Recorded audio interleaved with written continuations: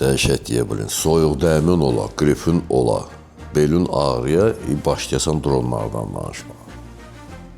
Olur, hər şey olur. Neyse.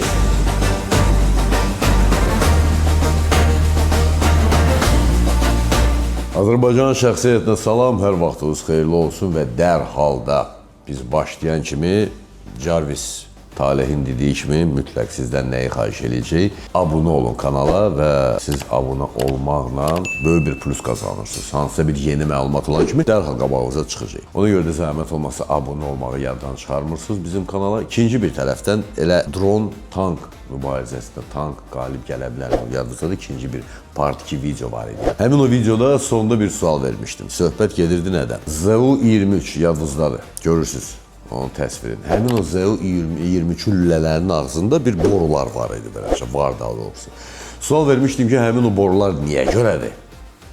Bu dəfə tapa bilmədiniz. Yazılar düzdür, var indi burada baxırsınız, yazılar ki, alov boğandır, yazılar ki, təpmə qüvvəsinin qarşısını alır, yazılar ki, bəs çalışır ki, həmin o borular alov ətrafa yayılmasın, səs dalğasının qarşısını alsın. Müxtəlif variantlar verildi orada, amma onun bir cavabı var. O da çox sadə bir cavab. Həmin o lülələr bilirik ki, həmin o zenit avtomatları, onlara zenit avtomatı deyirlər, həmin o zenit avtomatları çox böyük sürətlə atəş açır. Və ona görə də lülələr çox tez qızır. Həmin o lülələri soyutmaq üçün lülələrin ağzında bax bu borular var. Və bu borular atəş açılanda isti hava kütləsi, həmin o yanmış qazlar ki yoxdur. Onu ilə bir yerdə lülələrin üstü ilə soyuq hava kütləsini soğurub dalıca aparır və bunun müqabiləndə lülələrin biraz soyulmasına kömək eləyir. Həmin o lülənin ağzındakı boru soyuq hava kütləsinin atəş zamanı çəkilib aparılması və konveksiyada deyirlər də buna. Konveksiya müqabilində lülələrin soyulması üçün nəzərdə tutulur. Sualın cavabı bax bu idi. Bir sualım da olacaq, o da maraqlı bir sualdır, onu da tapmağa çalışın.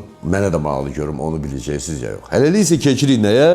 Dronlara. Dronlardan söhbət düşmüşkən, bəli, bir qədər olaraq biz tanklar barəsində danışanda tankların müsbət, mənfi, zəif, üstün cəhətləri barəsində məlumat verdik və bəlli oldu ki, indiki müasir müharibədə əgər tank qalib gəlmək istəyirsə, mütləq və mütləq onun hər tərəfli qorunması mütləq. Mütləq və mütləq onun hər tərəfli qorunması mütləq. Bir neçə dəqiqə sonra. Sözə baxın. Neyse, həmin o tanklar qorunduğu halda onların qarşısına qoyulan döyüş tapşırığını yerinə yetirə biləcəklər. Bu bir. Amma ikincisi, dronlara niyə görə belə böyük həvəs var? Niyə görə hamı elə gəlir ki, dron çox gözəl bir silahdır, gələcək dronlarındır, irəli dronlarla irəli və s. və ilə axır. Elə deyir, vallahi elə deyir.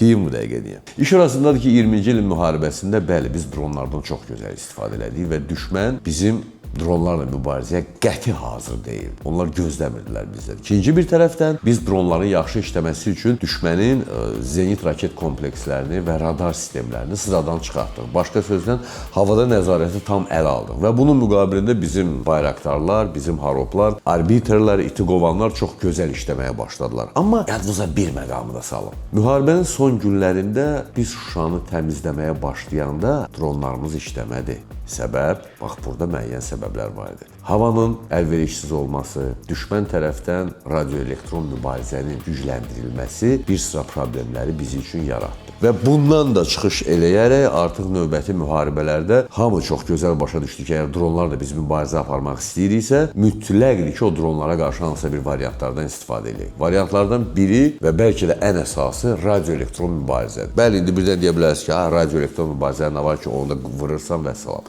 Tak onu da vurmaq üçün nəsə lazım deyə yox, onu da ana doğumda, onu da dron vurmalıqda və ya radioelektron mübarizə gedirsə, dron onu necə vuracaq? Və nəzərə alsaq ki, çox istifadə olunan Rusiya-Ukrayna müharibəsində, hətta Azərbaycan 44 günlük döyüşündə Azərbaycana qarşı istifadə olunan repellent, krasuxa kimi radioelektron mübarizə sistemləri uzaqda dayanıb ərazini siqnalını boğursa, onu nə ilə vuracaqsın? O çox uzaqdadır, artilleriya çatdırmır, raket kompleksləri onu tapa bilmir, aviasiya havaya qalxa bilmir, çünki onun da siqnalı pozulur, GPS siqnallarının qarşısı alınır, trackerləri işləyə bilmir, problem yaranır. Problemdir, problemdir. Düzdür, danışmaq həddən artıq çox olar, amma bir sıra məqamlar var ki, bax, onlara xüsusilə fikir vermək lazım, söhbət nədən gedir? Məsələn, bizdə silahlanmada bayraktar, harop, sky strikerlərimiz var artıq, arbiterlər, hermeslər, çoxdur, həddən artıq çoxdur dronlarımız. Bu plusdur, amma bunun dalınca ikinci bir minusu gəlir dronların. Onların qiyməti.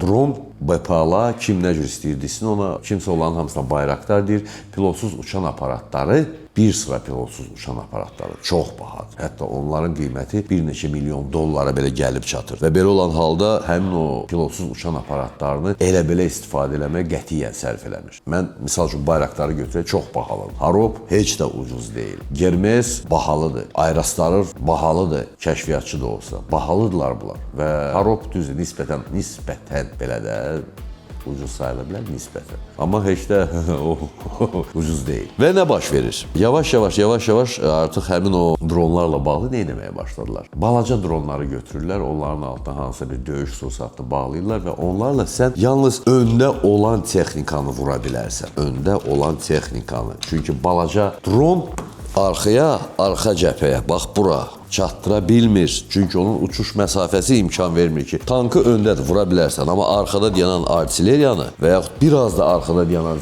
kompleksləri, raket komplekslərini, biraz da bunlar arxada dayansa, onları vurmaq həddən artıq çətindir. Harop bəli keçəcək, amma Harop nə vaxt keçəcək? Radio-elektron mübarizə sistemi işləməyəndə. Onda keçib vuracaq. Bəli. Öndə işləyə bilirsən, okey, problem yox. Bir sıra ölkələrin özlərinin pilotsuz uçan aparatları var. Bu dəqiqə dünya üzrə saysaq, adla başlasaq saymağa 150-dən çox adda pilotsuz uçan aparatlar var ki, onlar zavod şəraitində hazırlanırlar. Amerika, Çin, Azərbaycanın özü, Rusiya, Ukraynada hazırlayırlar. İsrail yaddan çıxarmaq olmaz. Avropa bu addımlarını atıram. Avropada bu addımlar hər yerdə və həmişə olduğu kimi çox ləng gedir. Öndə olanlar Amerikanlar, Ruslar, İran, yeri gəlmişən İsrail, onlar çox irəlidədirlər dron sistemində. Çin texnologiyaları hələ ki zəifdir, düzdür. Çin çox böyük rəqəmlər göstərir dronlarda, amma elə də deyil. Və Çin özü dronların hazırlamasında bir sıra komplektləşdiricilərdən asılı vəziyyətdədir. Bu da var. Amerikan dronları var, həddən artıq bahadır. 130 milyon dollara qədər onun qiyməti qalxa bilir.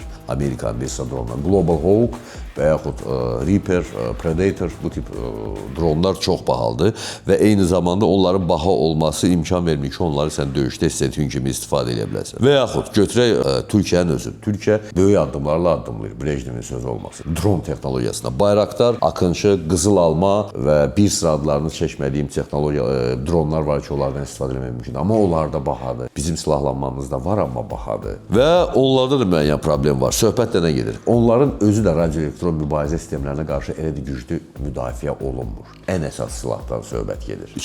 Başqa bir tərəfdən istənilən dronu havada vurmaq mümkündür. İstənilən dronu havada vurmaq mümkündür. Əgər sən, məsələn, Mumbayumba qəbiləsinə qarşı döyüşmürsənsə dronla, Desən onda saçımı düzəldin. Məsələn, belə götürək, sən İrana qarşı döyüşürsənsə, hansısa ölkə döyüşür, məsələn, İrana qarşı fərq eləməz. Onda İranın hava hücumundan müdafiə sistemi dronlara qarşı çox aktiv döyüşəcək və bunu yeri gəlmişən göstərdi. Bunu eyni ilə İsrail barədə demək olar, bunu eyni ilə Birləşmiş Ştatlar barədə demək olar, bunu eyni ilə Rusiya barədə demək olar, Çin barədə demək olar. Bir sözlə, hansı ölkənin hava hücumundan müdafiə sistemi güclüdürsə, həmin ölkə bir qayda olaraq dronlara qarşı çox effektiv mübarizə aparır. Və belə olan halda, əgər sənin milyonlarla dollar dəyərində olan dronların vurulursa havada, sən artıq risk eləyib onları ikinci dəfə havaya qaldırmayacaqsan. O da var. Ona görə də Rusiya-Ukrayna müharibəsini götürür. Rusiya-Ukrayna müharibəsində nə baş verdi? Ukraynalılar çox ucuz dronlardan istifadə etməyə başladılar və taktiki döyüş tapşırıqlarını yerinə yetirdilər. Bax, indi baxaq. Cavid kim idi? Qonşumdur Cavid. Birincisi salam.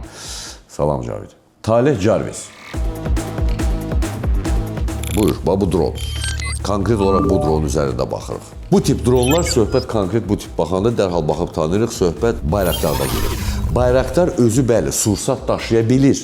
Bu çox gözəldir və Bayraktar MAM-L, MAM-S raketləri ilə uzaqdan zərbə endirmə imkanına malikdir, döyüş zonasına daxil olmadan. Və hal-hazırda MAM-L, MAM-S raketləri 8 kilometrdən hədəfə atıla bilər. Plus bu tip dronlar çox böyük yüksəlikdə uzun müddət havada qalır, kəşfiyyat tapşırıqlarını yerinə yetirir və lazım olan anda bu tip dronlar düşmənə zərbə endirmək üçün atəş zonasına daxil olur, raketini buraxır və dərhal da sən get.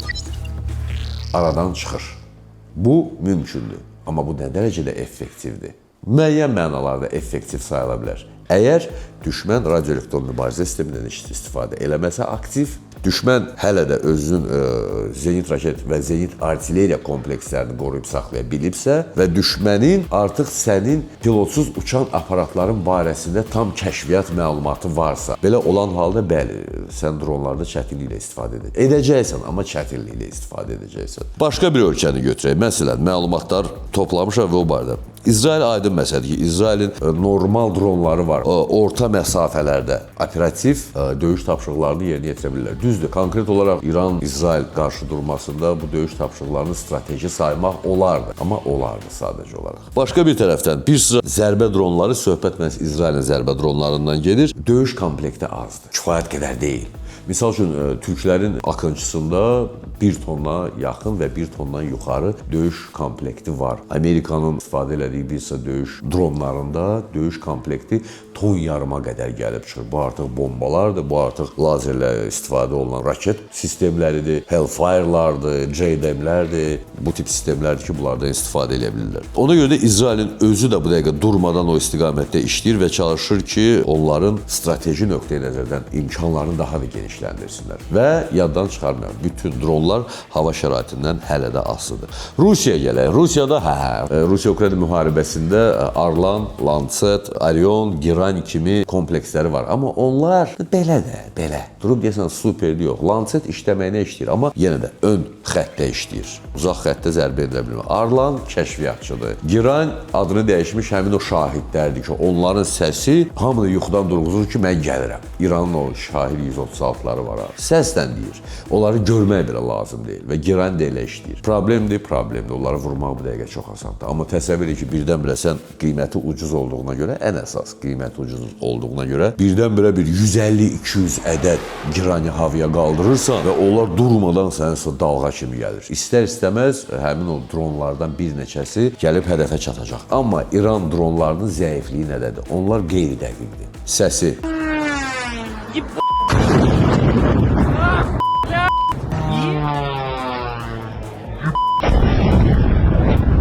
eşidirsən, qeyri-dəqiqdir.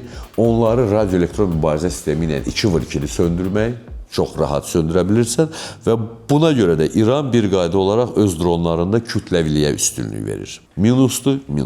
Çin də. Bu dəqiqə Çinin başqa silahları barəsində mən heç nə demirəm, amma Çinin dronları Çin avtomobilləri kimi bir şeydir. Tam əmin ola bilərsiniz ona.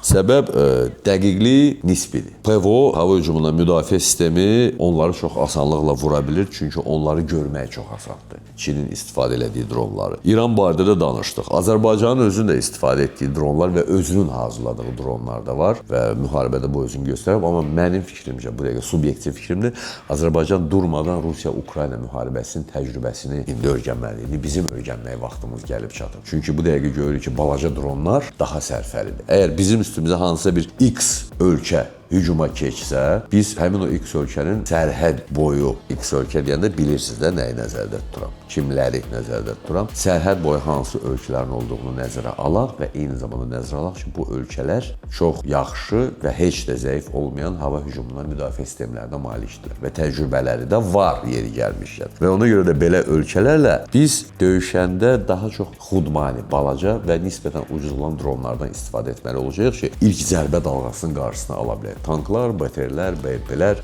nisbətən yaxına gələn minamyotlar, artilleriya sistemləri, reaktiv yayılım atəşi kompleksləri, bunların qarşısını almaq üçün nisbətən ucuz olan dron bazamız olmalıdır. Bahalı dronlarımız var, çox gözəl, Allah xeyir versin, əla, super qaydasında. Amma kiçik dronlardan da mütləqdir ki, bizim bazamız olsun. Bu deməkdir ki, var, bəli, bu deməkdir ki, var. Paradda niyə göstərmirik? Bu boyda dronun özün paradda niyə göstərəsən? Parad şoudur. Paradda sən böyük nəsə göstərməlisən, görəsən, bizdə var. Amma dronun özü bu boydadır. Bunun paradda necə əlində belə gedəcəksən, yoxsa hansısa bir matadorun üstünə qoyub aparacaqsan, gülməli görsənə bilər. Başqa bir tərəfdən pərvaz edən döyüş sursatları var da, söhbət Sky Strikerlərdən gedir və yaxud Switchblade-lərdən gedir ki, onlar da çox maraqlı bir silah növüdür əslində qalsa.